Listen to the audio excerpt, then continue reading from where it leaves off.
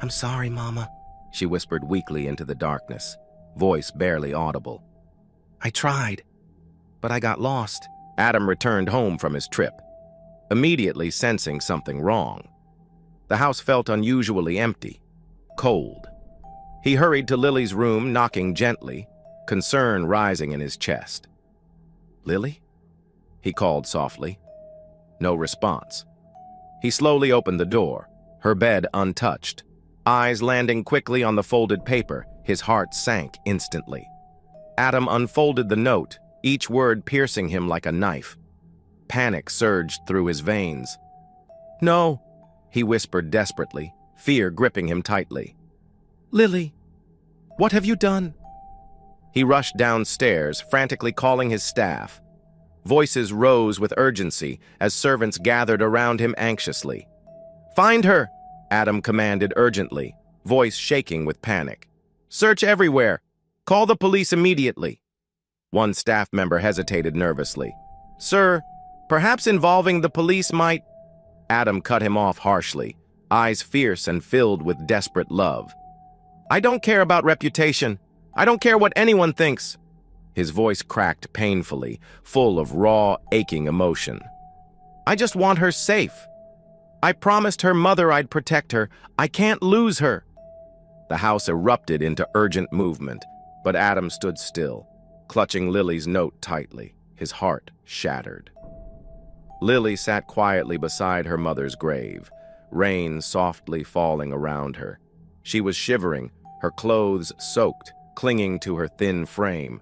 Her eyes were swollen from endless tears, her face pale and weak. She gently touched the engraved letters on the headstone, L-A-R-A-K-A-B-W-E-A.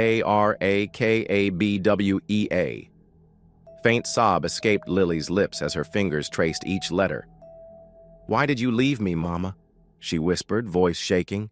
You promised you'd always stay with me. You promised. She closed her eyes, letting tears roll silently down her cold cheeks. I tried, Mama, she said softly, pain filling her voice. I tried to be strong, like you always told me. But it's too hard now. She hugged herself tighter, shoulders trembling from deep sobs. They didn't want me, Mama. They said I don't belong. Maybe they're right. Maybe I never belonged anywhere but with you. Lily reached into her pocket and pulled out a small folded photograph. It was worn, faded, but clearly showed Lara smiling brightly, arms wrapped lovingly around her 5-year-old daughter. You said life would get better, Lily murmured, staring at the photo. But it only hurts more. Her voice broke again, fragile and faint. I'm tired, Mama. So tired. Her eyelids grew heavier with each passing second.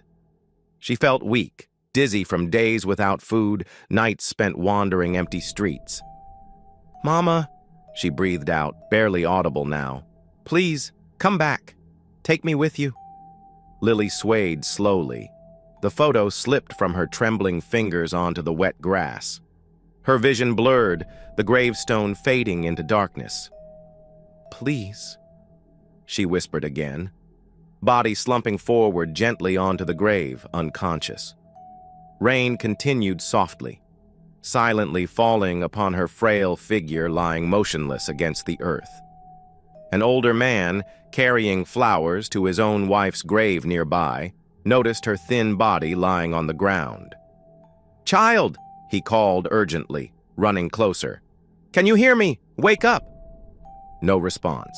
He quickly lifted her fragile body into his arms. Her skin was ice cold, breathing faint, barely there.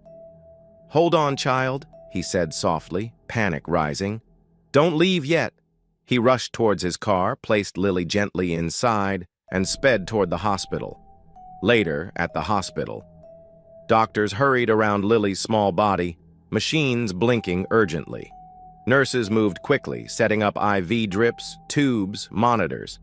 Lily lay still, her face peaceful yet heartbreakingly empty. A nurse stared at Lily's pale, familiar face. Her eyes widened, suddenly remembering the girl from news reports and missing person posters. I know her, she said urgently. It's Lily Cobway. Call Adam Okonkwo, now! Hours later, Adam burst into the hospital, face drawn tight with panic, his breathing fast and shallow. "Where is she?" he asked desperately. The doctor led him silently into a small, dimly lit room. Adam's heart froze at the sight of Lily, small and lifeless, surrounded by tubes and monitors. "Lily," Adam whispered brokenly, kneeling beside her bed, gently holding her cold hand. "Please don't leave. Please come back." No movement, no response. "Sir," the doctor spoke softly, sadly, "we stabilized her body, but she's in a deep coma. We don't know if she'll wake up again." Adam's chest tightened, his world collapsing. "How did this happen?" he whispered painfully. "She was just a little girl, brave, hopeful. She just wanted love. How did we fail her this badly?" The room remained silent, filled only with the steady beeping of machines and Adam's quiet sobs. He gently touched Lily's cheek, voice trembling as he whispered, "I promised your mother I'd keep you safe, Lily. I promised I'd protect you. Forgive me, please. Come back to me." But Lily remained still, trapped somewhere deep inside her mind, unreachable, lost. Adam sat quietly, broken, silently begging a little girl he had once saved, to now save him. Lily was home again, but not like before. Now she lay silent, unmoving in her bed, surrounded by monitors softly blinking in Adam's grand mansion. Her body was here, but her spirit was far away, lost somewhere unreachable. Every morning, Adam quietly entered Lily's room. He moved carefully, as if afraid any sound might disturb the fragile peace holding Lily to this world. He gently sat beside her bed, took her thin hand, and softly brushed her tangled hair. "You have your mother's hair," he whispered quietly, smiling sadly. "I remember how she used to braid it every morning before you left for school." Lily's eyes remained closed. Her chest rose and fell softly, evenly. "I found one of your mother's letters last night," Adam continued gently, pulling out a neatly folded piece of paper. "I think she'd want me to read it to you." He cleared his throat, holding back tears, and read aloud in a trembling voice. "Dear Lily, today you asked me why life is so hard. I didn't know how to answer you, but now I do. Life is hard because love is deep. The more we love, the harder life hurts us. But remember, my baby, it's always worth it. Love anyway. Keep walking anyway. Always yours, Mama." Adam's voice broke slightly. He placed the letter gently aside and took a shaky breath, still holding Lily's hand tightly. "I should have protected you," Adam whispered, voice heavy with guilt. "I promised your mother I would keep you safe. But I failed. I let the world push you out. I let them break you." His head lowered, tears quietly dropping onto their joined hands. "I failed your mother, Lily," Adam continued softly, voice broken. "I was supposed to be your home, but instead I let cruelty live under my roof." Across the hall, Adam's mother stood silently in the doorway, watching her son grieve beside Lily's bed. Her heart tightened painfully as she saw Adam's shoulders shaking, her proud son reduced to tears because of her own cruelty. She stepped into the room softly, voice hesitant and low. "Adam," she whispered, remorse heavy in her voice. He didn't look up, his eyes still focused only on Lily. "Adam, forgive me," his mother continued painfully, tears welling in her eyes. "I never wanted this." He slowly turned, eyes filled with deep sorrow and quiet anger. "But you let it happen," he said, voice soft yet cutting. "You knew Lily needed love, and instead you gave her coldness. You turned away when she begged for help." His mother lowered her head, ashamed. "I didn't realize—" "Your pride," Adam said quietly, painfully, "cost Lily everything." He turned back to Lily, gently touching her forehead, brushing away loose strands of hair. He didn't speak to his mother again, the room heavy with silence. Days turned to weeks and weeks into months, but Adam's routine never changed. Every morning he returned quietly to Lily's side, reading letters aloud, softly brushing her hair, waiting for a sign, hoping for a miracle. But Lily remained silent, unreachable. The powerful CEO, once feared and respected by all, was now a broken man whose greatest treasure lay trapped in darkness. His home was no longer a mansion. It had become a house of regret. Weeks passed slowly, painfully. Lily still lay silent, unmoving. Adam never lost hope, though grief carved deep lines into his face. One evening, as Adam finished reading the letter again, his mother appeared quietly at the doorway. This time, she did not interrupt. She simply watched him, silent tears in her eyes, regret heavy on her shoulders. When Adam finally looked up, she spoke softly, her voice trembling. "Do you think she hears you?" Adam's eyes held quiet sorrow. "I have to believe she does. If I stop believing, I have nothing left." His mother stepped slowly forward, carefully placing a gentle hand on Adam's shoulder, voice barely a whisper. "I'm sorry, Adam, for everything." Adam did not move. He only nodded softly, eyes never leaving Lily's still form. "I'm not the one you need forgiveness from," he whispered gently. "It's Lily." His mother turned away slowly, leaving him again in quiet darkness. Adam leaned close, once more whispering gently into Lily's ear, voice trembling but filled with endless hope. "I'm still here, Lily. Your mother's words are still here. Find them, child. Please find your way home." But Lily's eyes stayed closed, lost somewhere far away. Somewhere even her mother's gentle voice couldn't reach her. Adam descended the stairs, his steps calm but full of storm. In the living room, his mother sat stiffly while Jacob stood with folded arms, smug and unbothered. Adam's voice was low but firm. "Jacob, I want you out of this house. Now." Jacob raised a brow. "Seriously? Over that girl?" Adam stepped closer. "Not that girl. My daughter. You mocked her. You humiliated her. You don't get to stay here and breathe the air of someone you disrespected." Jacob scoffed. "You've lost your mind." "No," Adam said coldly. "I've finally found my spine. Get out." Jacob muttered curses under his breath, storming out and slamming the door. Adam then turned to his mother. Silence hung heavy before he spoke, quieter this time, but laced with heartbreak. "You're my mother. I cannot ask you to leave this house." He looked her dead in the eyes. "But remember this. You took away the one thing that gave your son peace. That little girl, she brought light into my life." She tried to respond, but Adam held up a hand. "I hope one day you regret it, because I always will." He walked away, leaving her in cold silence. A fierce storm rattled the mansion. Thunder echoed loudly, lightning flashing violently through the dark sky. Rain pounded heavily against windows, drowning the house in deep shadows. Suddenly, a bolt of lightning struck nearby. The lights flickered, then plunged the mansion into total darkness.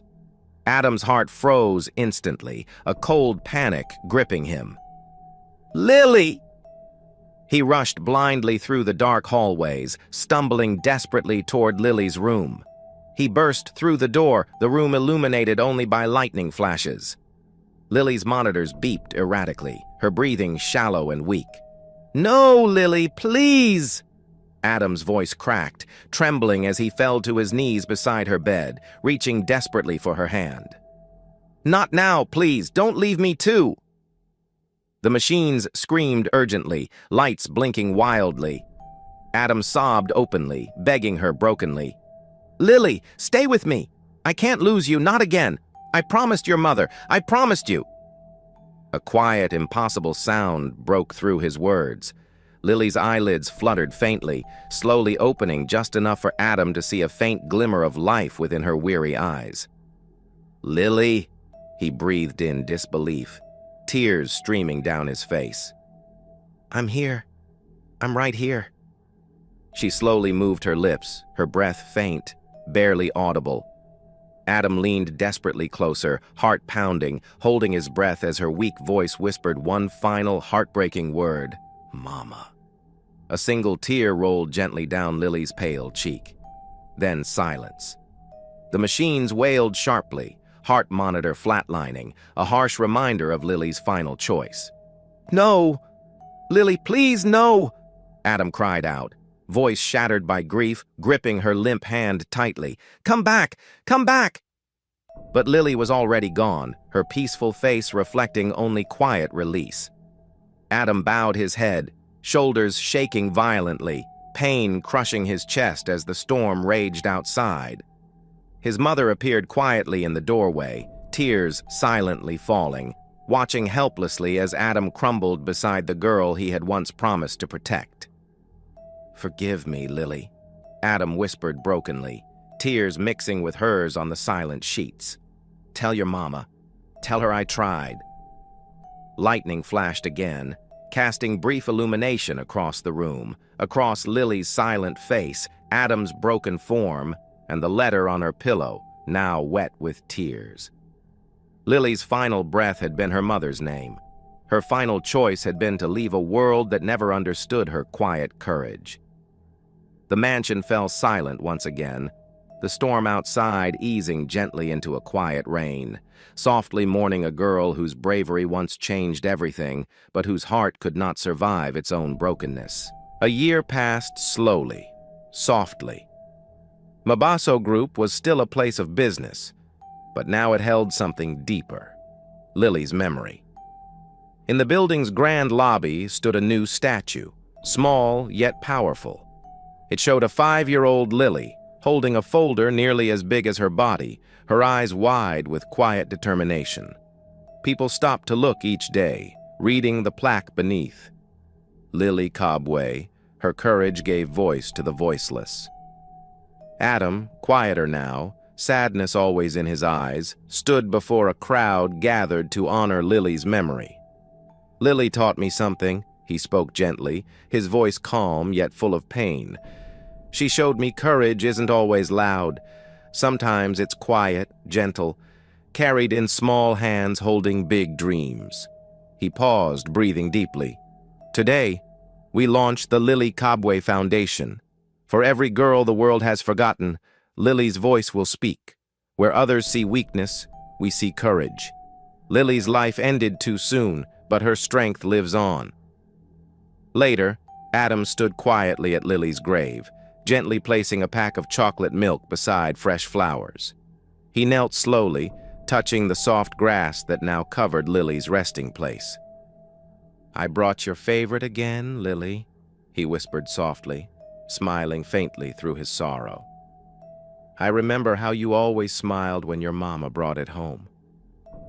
A gentle breeze rustled the leaves, whispering quietly around him. Adam closed his eyes, speaking softly once more.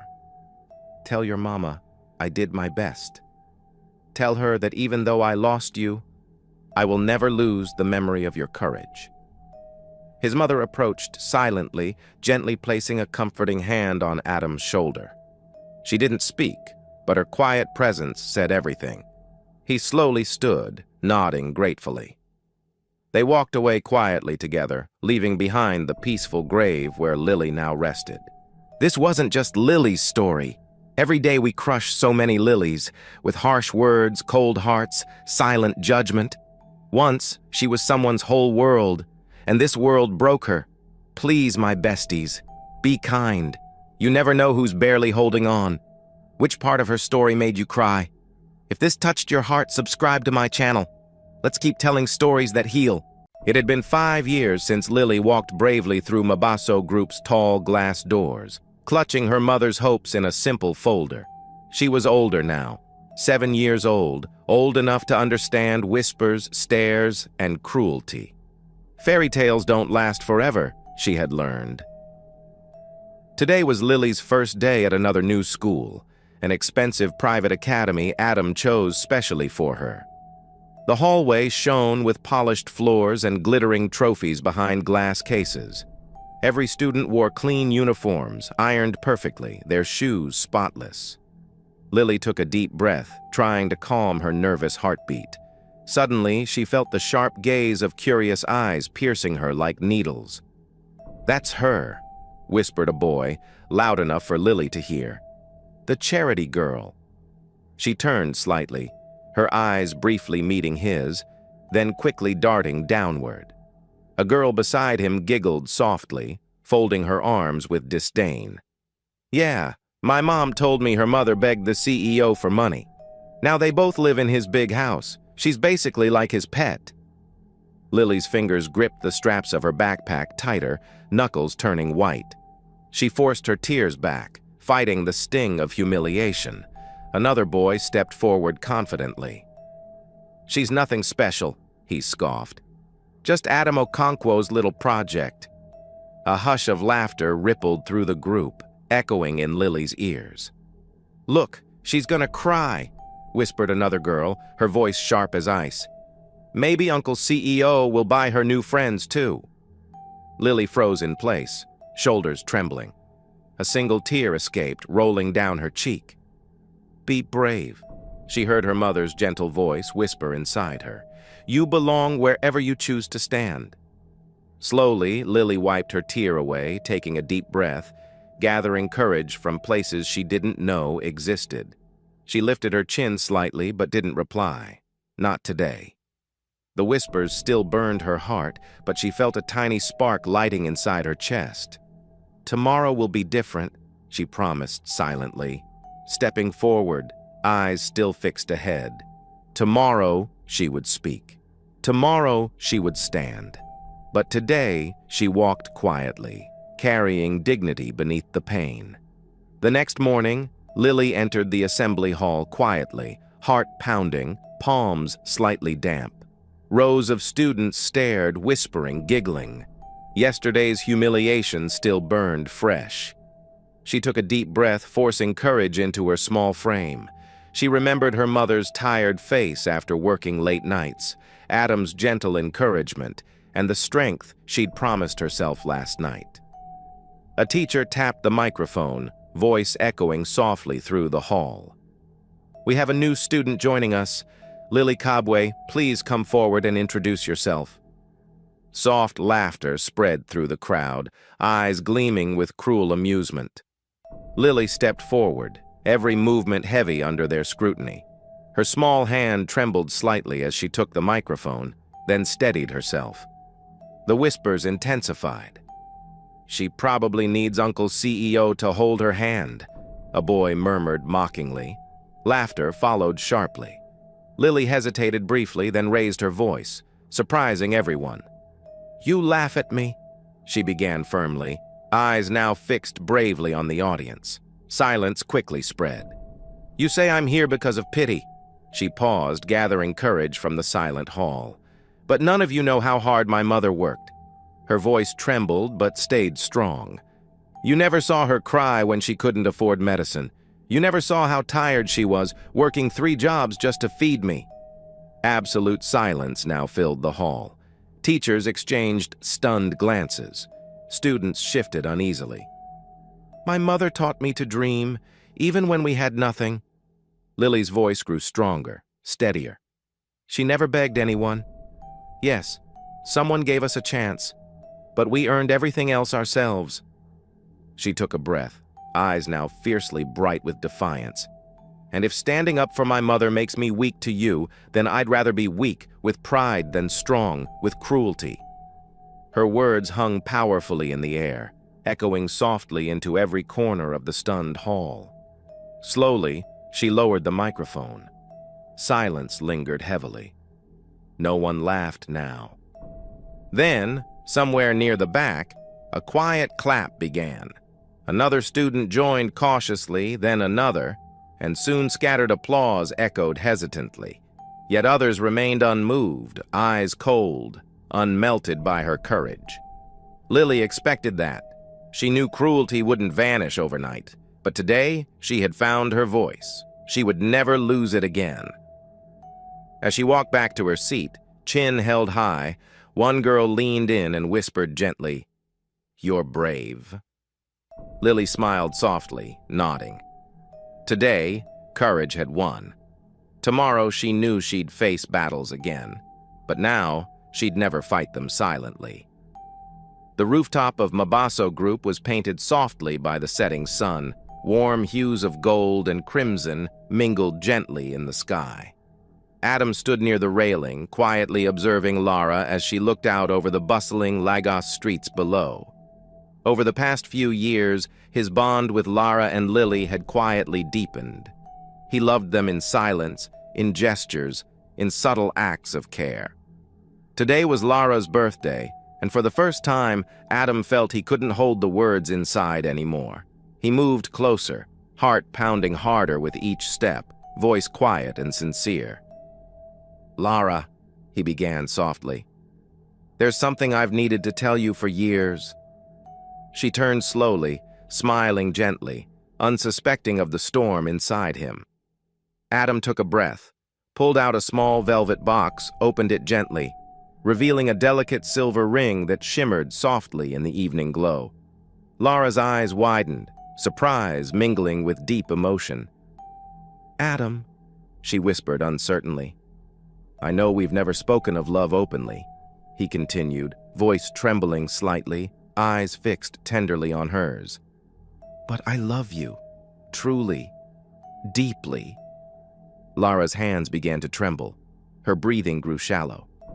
"I want to give Lily a safe, happy life," Adam pressed gently, sincerely. "I want you to finally have the peace you've always deserved."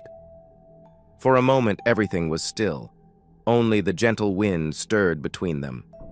Lara closed her eyes, emotions crashing through her heart. Tears formed, glistening softly. When she finally spoke, her voice was soft but painfully clear. "Adam, I love you too, more than I ever imagined possible." Hope flickered in Adam's eyes, but her next words shattered it gently. "But Lily already suffers enough whispers at school. I see how they hurt her.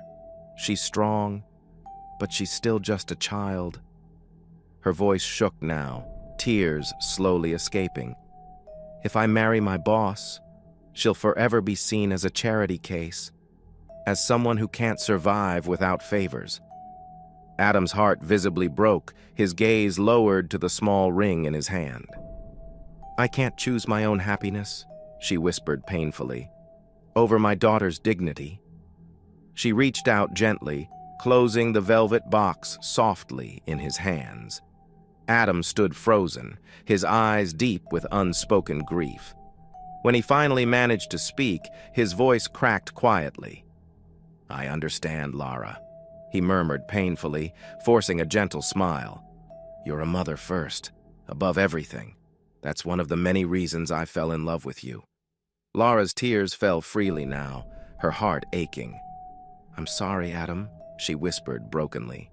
"Don't be," Adam replied softly, gently touching her shoulder. "I'll always be here for both of you, no matter what. I promise."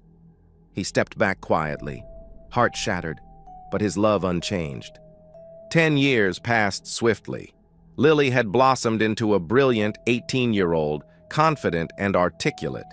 She excelled academically, driven by her mother's quiet courage.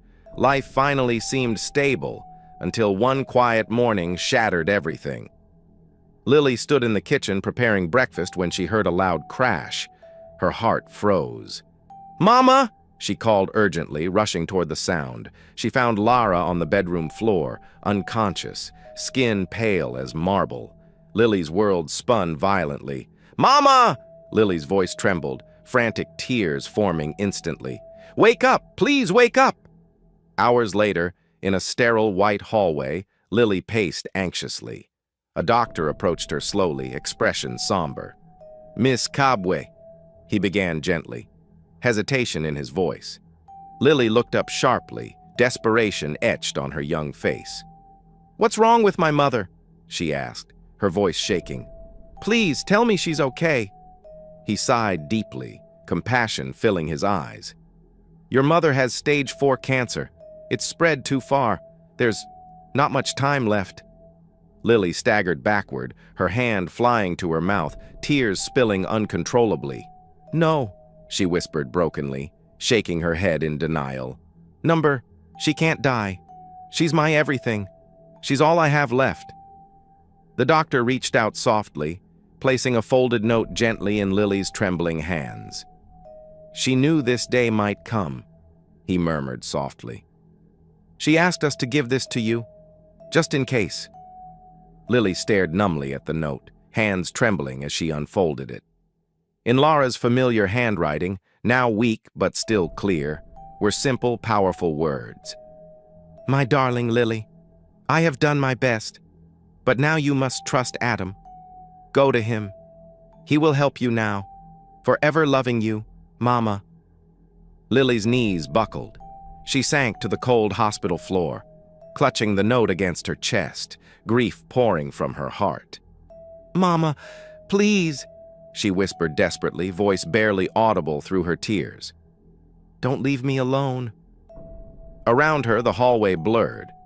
Nurses passed silently, casting sympathetic glances. But Lily heard nothing, felt nothing, except the overwhelming fear of losing the woman who had given her everything. Adam sat alone in his spacious office at Mabasso Group, staring silently at the city below.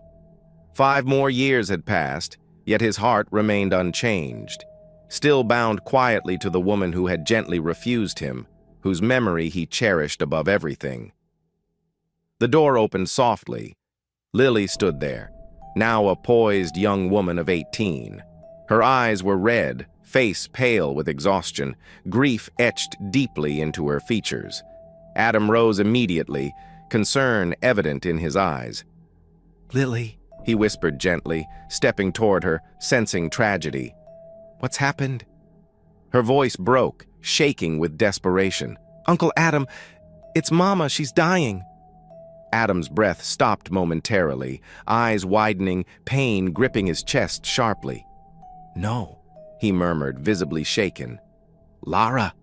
Lily nodded tearfully, hands trembling. "It's cancer. They said it's too late. But please help me save her. You've always been there. Please, just one more time. Don't let her die." Adam closed his eyes briefly, fighting his own tears, the old ache reopening inside him. "Lily," he began, voice steady but deeply pained. "I promise you, I will do everything possible." She sobbed softly, relief mixing with her fear. "I don't know how to live without her. She's all I've ever known." Adam stepped closer, gently placing a comforting hand on her shoulder, his voice warm, tender, breaking slightly as he spoke honestly. "I never stopped loving your mother, Lily. Never dated, never married. I couldn't. It was always her." Lily's eyes softened painfully, tears rolling silently down her cheeks as she saw the truth clearly written in Adam's sorrowful eyes. "She trusted you," Lily whispered, heart aching deeply. "She sent me here to you." Adam nodded, his voice quiet but firm. "Then let's go to her. Together." The hospital room was quiet, dimmed by gentle light filtering through thin curtains. Machines beeped softly, marking each moment passing. Lara lay pale, weakened, fragile. Her breathing shallow, eyes half open, reflecting a lifetime of strength now quietly fading. Adam stood near the bed, silent, grief heavy in his eyes. Lily held her mother's frail hand tightly, unable to hold back tears, desperately memorizing every detail of Lara's gentle face. Lara's eyes slowly opened fully, settling softly on Adam, her voice barely above a whisper. "Adam," she breathed weakly, each word an effort. "My time is close now." Adam moved closer, gently kneeling beside her bed, voice gentle yet firm. "Lara, please, don't say goodbye yet. I've fought for Lily," she breathed, "but she's still a child." "Lily is already mine," Adam said, voice trembling. "I'll protect her, always." Lara smiled weakly. "Take her somewhere quiet, teach her to keep walking." "I promise." She looked at Lily one last time, I love you so much. And then, silence. Mama, Lily sobbed, holding on. After Laura's passing, Lily moved into Adam's grand, silent home. Marble floors, chandeliers, and cold, echoing halls. Adam had promised to protect her, but not everyone welcomed her. Adam's mother, stern and elegant, watched Lily unpack her modest things. "So," she said coolly, "Adam insisted on bringing you here." Lily turned, quietly meeting her gaze. "You're not our blood," the woman continued sharply. "You don't belong. Adam may pity you, but remember your place." Each word cut deep. Lily's eyes welled, but she refused to cry.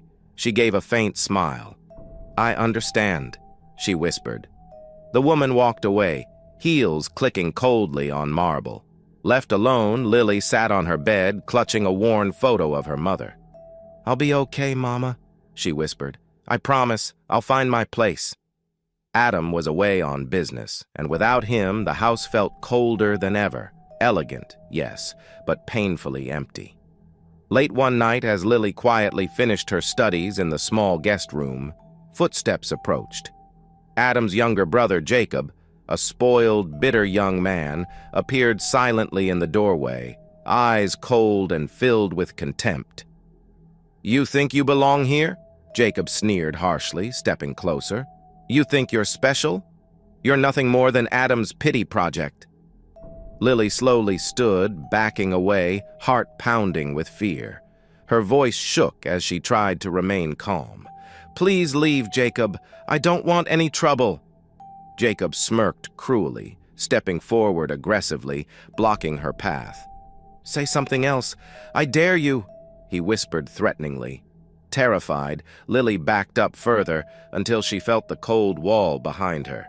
Jacob reached out suddenly, grabbing her arm tightly, fingers bruising her skin. Lily screamed desperately, tears spilling instantly. "Don't touch me!" She yanked herself away, stumbling as she fled from the room, slamming the door behind her. Breathless and trembling, she hid in the hallway, sobbing quietly until dawn. The next morning, Lily approached Adam's mother cautiously, voice trembling as she recounted the previous night's terror. "He grabbed me. Please, believe me," Lily pleaded desperately. The woman's cold eyes barely flickered, voice sharp and merciless. "Jacob is family. You're not. Don't spread lies to gain sympathy." Lily's chest tightened painfully. "I'm not lying," she whispered brokenly. "Please." Adam's mother stood up firmly, eyes hardening further. "Enough. Go back to your room and never repeat such nonsense again." Defeated, Lily walked away slowly, heart heavy with betrayal.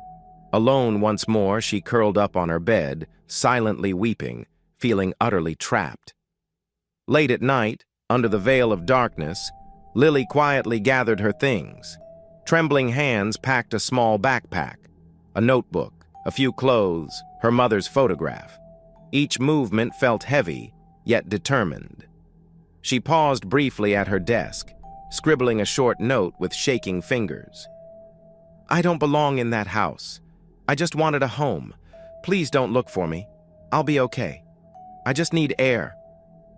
Her eyes filled with quiet tears, but she wiped them away, folding the note neatly and placing it gently on her pillow. Lily took one last glance at the room, her heart aching deeply, then slipped silently out into the night. Lily sat quietly beneath a tree, hair tangled, clothes dirty and worn from days wandering aimlessly. Her once bright eyes now dull, tired, haunted by confusion and fear. She hugged her knees tightly, gently rocking back and forth, murmuring softly to herself, voice weak and trembling. "I just want to go home," Lily whispered desperately, tears streaming silently down her pale cheeks. "But I don't know where that is anymore." People passed hurriedly, unaware of her quiet, painful presence. She was invisible again, just as she felt long ago, before Adam, before hope. She leaned against the rough bark of the tree, closing her eyes, trembling softly from exhaustion and grief. I'm sorry, Mama, she whispered weakly into the darkness, voice barely audible. I tried, but I got lost. Once, little 2-year-old Lily was a ray of hope for everyone. That same sweet baby is now suffering alone on the streets. It's painful how fate can change everything. My besties, if you want to know what happens next in Lily's journey, write part 3 in the comments. Tell us, which moment made you angry or broke your heart? Subscribe for part 3, coming soon. Until then, take care and be kind to others. Chijioke Eze sat in his big office on the top floor of Ezetech Towers in Victoria Island, Lagos. The morning sun touched the glass walls, but he didn't notice. He was staring at his phone. It was ringing again. Tunde again, he muttered. For the 5th time that morning, the name Tunde Ajayi flashed on the screen. With a sigh, he answered, "This better be serious." "Chijioke, my guy, please, I need a favor," Tunde said, sounding way too happy. "Tunde, I'm busy. I have a major deal closing with the Kenyan partners. Talk fast." I know, but remember that girl I told you about, Isioma? She wants to bring her roommate to dinner tonight, and I need someone to come with me." Chijioke shook his head. "You want me to go on a blind date? Tunde, I don't do blind dates. I do billion naira mergers. Come on, it's just dinner, 4 hours max. You don't even have to talk much. Just look rich and smile." "I don't have time. Bro, when last did you do anything that didn't involve contracts? Since Amaka left, you've been a robot." Chijioke's face hardened. "Don't bring her up." There was silence. Then Tunde said softly, "All right, just this once. I swear I won't ask again." Chijioke looked at the pile of reports on his desk. His whole life was work. Maybe a break wouldn't hurt. "Fine, text me the time and place." "Yes, you're the best, my guy. Wear something nice, N. Not your scary billionaire face." Chijioke hung up. He looked out the window at the city below, busy, loud, full of stories. Once he believed in love, but that was long ago. That evening, Chijioke's black SUV pulled up in front of Nkoyo, one of the fanciest restaurants in Lagos. The sky was cloudy. Rain was coming. He adjusted his dark native kaftan, stepped out, and told his driver, "Wait here, Musa. This won't take long." As he walked toward the entrance, he heard a loud voice a few feet away.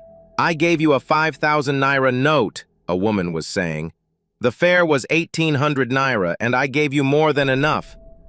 "Madam, you gave me 500 naira, the taxi driver argued. "You're confused. Don't waste my time." Chijioke turned his head. A young woman in a simple dress and old coat was standing near a yellow KK taxi, holding her purse tightly. "I know what I gave you," she said, her voice shaking. "That 5,000 naira was my last money for the week." Something about her voice stopped Chijioke. There was no drama in it, just real worry. He walked over slowly. "Is there a problem here?" he asked. The driver turned, startled. "Oh God, this woman is accusing me falsely." Without a word, Chijioke brought out his wallet and handed the driver a crisp 10,000 naira note. "Here, that should settle everything." The man's face lit up. "Thank you, sir. Thank you very much." He quickly entered his taxi and drove off. The woman looked at Chijioke, eyes wide. "You didn't have to do that," she said softly. "It's fine." He studied her face. Her hair was tied back loosely and she looked tired but dignified. "I'll pay you back. I don't like owing strangers," she added. "That won't be necessary," he said. She held out her hand. "I'm Adana Okoro." He hesitated, then shook it. Her touch was warm. "Chijioke Eze." "Thank you, Mr. Eze," she said with a small smile. "People don't usually help like that." He was quiet for a moment, still staring at her. "Well, maybe they should." Adana was still adjusting her scarf when Chijioke asked, "Are you meeting someone here?" She glanced toward the restaurant door and sighed. "Yes, my friend Isioma set me up. It's a blind date. Honestly, I didn't want to come." Chijioke raised one eyebrow. "Your friend wouldn't happen to be Isioma Adigwe, would she?" Adana's eyes widened in surprise. "Wait, How do you know Isioma? Before Chijioke could answer, his phone buzzed. A message from Tunde lit up the screen. Running late. Stall the girls if you get there first. He looked back at Adana and felt a strange twist in his chest. I think I'm your blind date, he said. Adana stared at him. Then she burst into laughter. Not mocking, but real, full laughter. You? No way! Isioma said he was her friend's stiff, serious workaholic guy who never smiles. Chijioke couldn't help the small smile that tugged at his lips. She's not entirely wrong. Adana looked embarrassed. Sorry, that was rude. It's fine, he said, amused. I get that a lot. The rain had started falling lightly. Chijioke moved his body slightly in front of her to shield her from the drops. Shall we go inside? He asked. She hesitated. This place looks expensive. I'm not used to places with more than one fork on the table. Chijioke looked at her kindly. Tonight you belong anywhere you want to be. They walked through the tall glass doors together. Inside, the restaurant glowed with warm lighting. Waiters moved like dancers and soft jazz played in the background. Adana's eyes swept across the room with wonder. Chijioke told the host they were a party of 4. They were led to a quiet table near the window. As Adana sat down, she looked around and whispered, I've passed this place so many times, but never imagined I'd step inside. Chijioke simply watched her. There was something refreshing about the way she didn't pretend. No performance, just honesty. For the first time in years, he felt something new. Not attraction, not curiosity, but a sense that maybe, just maybe, he was exactly where he was meant to be. The waiter poured water into their glasses and handed over the menus. Adana smiled awkwardly. I'll be honest, I don't know how to pronounce half these dishes.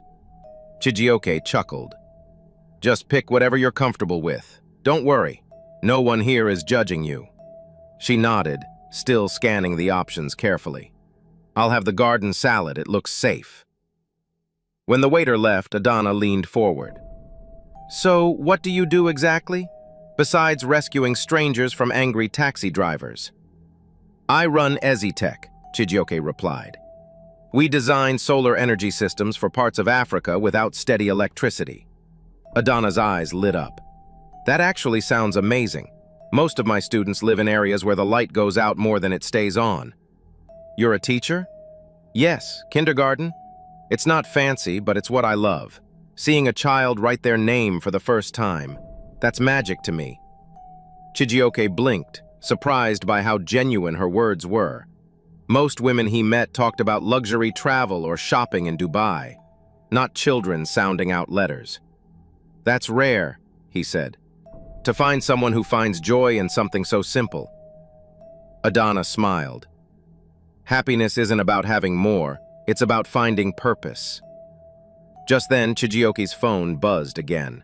A text from Tunde. Isioma's sister had a fashion emergency. We're skipping dinner. Good luck, bro. This was a setup from the start. He sighed, putting the phone down. Looks like Tunde and Isioma aren't coming. Adana raised an eyebrow. So, we were tricked? Looks like it. She shook her head, laughing softly. Typical Isioma. She always thinks she's smarter than everyone else. Chijioke smiled faintly. He watched as Adana stirred her water with her straw, completely unaware of how different she was. Her hands were clean but rough, a sign of work, not wealth. Her earrings didn't match, yet she held herself with quiet pride. In his world, people chased power and applause. She simply lived her truth. And for the first time in a long time, Chijioke didn't feel tired. He felt curious, alive. Dinner arrived quietly. Chijioke had ordered peppered goat with jollof risotto. Adana stuck with her salad and some grilled chicken. They ate slowly, talking in between bites. She told him stories about her students. One who always sang instead of speaking, another who tried to eat crayons during art class. Chijioke laughed more than he had in months. Real laughter, not polite boardroom chuckles. You really love teaching, he said, surprised at how warm her eyes got when she spoke. I do, she nodded.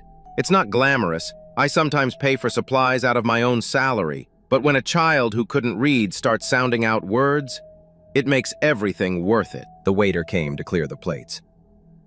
Adana glanced around the restaurant. The tall wine shelves, the glowing chandeliers, the guests in designer clothes. "Places like this aren't made for people like me," she said, her voice soft. "I always feel like someone will ask me to leave." Chijioke's voice was gentle now. "Tonight, you're here, and you belong, not because of what you wear or where you're from, because you choose to be." For a moment, they just looked at each other. No noise, no pretending. In Chijioke's world, everything was calculated. Profits, risks, status. But this woman sitting across from him had walked into his life with messy hair, old boots, and honest words. And somehow, that felt more real than anything money could buy. Rain had stopped, but the streets still glistened under the streetlights as Chijioke's black SUV rolled through the quieter side of Surulere. He sat beside Adana in the back seat, watching the neighborhoods pass by. Small shops, narrow roads, kids chasing each other barefoot. "You really live around here?" he asked gently. "Yes," she smiled. "5th floor, old building, noisy neighbors, but it's home." Chijioke glanced at the apartment blocks ahead. Faded paint, tiny balconies, clothes hanging to dry. So far from the polished marble of Izetech Towers or the high-rise in Banana Island he called home. Yet, it didn't feel wrong. Musa parked near a gated compound. The security man waved lazily. Adana turned to Chijioke. "Thank you, for dinner, and for not being as stiff as Isioma said." He chuckled. "Thank you, for being the opposite of what I expected, in the best way." She reached for the door handle, paused. "So, this was a one-time thing, right?" Chijioke looked at her, unsure. He wanted to say something smooth, something clear, but the truth was, he didn't know what this was. "I don't know," he admitted. "I wasn't planning to enjoy tonight, but I did." Adana gave a small nod, then stepped out of the car. "Good night, Mr. Ize." "Good night, Miss Okoro." He watched as she walked through the gate and disappeared into the stairwell. The building was old, the lights inside flickered, but she had walked in with her head high, like a queen returning to her palace. As the car drove away, Chijioke leaned back, staring at the roof of the SUV. He had everything: wealth, power. But tonight, he realized there was still something missing. And maybe, just maybe, he had caught a glimpse of it. 3 days later, Chijioke sat alone in his penthouse office, looking over documents for a merger meeting. His phone buzzed. Unknown number. He opened the message. "Nice pictures of you and the teacher. The press will love seeing Nigeria's coldest CEO smiling for once. Unless you'd prefer to keep it quiet. 3 million should do. Waiting." Chijioke froze. Someone had taken photos of him and Adana walking near her building. His heart thudded. Not from fear, but from anger. He immediately called his head of security, Odu. "I need a trace. Now. Someone is threatening me. It involves a woman." An hour later, Odu arrived. "Sir, it's a burner phone. Clean. No ID. But we'll find something." Chijioke rubbed his forehead. "They know about her. About a